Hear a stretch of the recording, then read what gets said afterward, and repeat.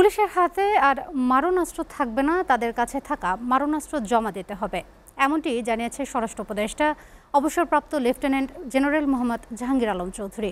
সচিবালয়ে আইন শৃঙ্খলা সংক্রান্ত সভা শেষে আওয়ামী লীগের কার্যক্রম নিষিদ্ধের প্রজ্ঞাপন জারির কথাও জানান স্বরাষ্ট্র উপদেষ্টা। আশিকুর আলমের প্রতিবেদন।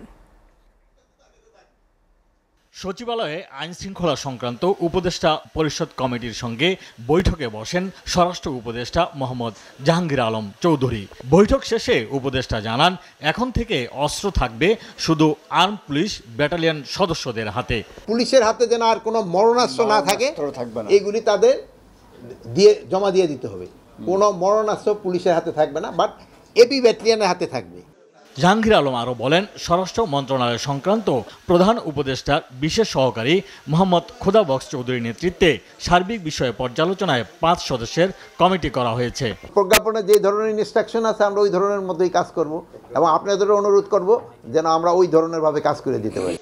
এছাড়া ঈদে চাঁদাবাজি বন্ধ ও নিরাপত্তা জোরদারের কথাও জানান উপদেষ্টা। রাস্তায় যেন কোনো রকমের কোনো ধরনের চাঁদাবাজি না হয়। ইন্টেলিজেন্স অর্গানাইজেশনগুলি বলে দেওয়া হয়েছে, কোনো পয়েন্টে যদি চাঁদাবাজি হয় তারা ব্যবস্থা নেয়। র্যাবের নাম ও পোশাক পরিবর্তনের বিষয়ে দ্রুত সিদ্ধান্ত নেওয়া হবে বলেও জানান স্বরাষ্ট্র উপদেষ্টা।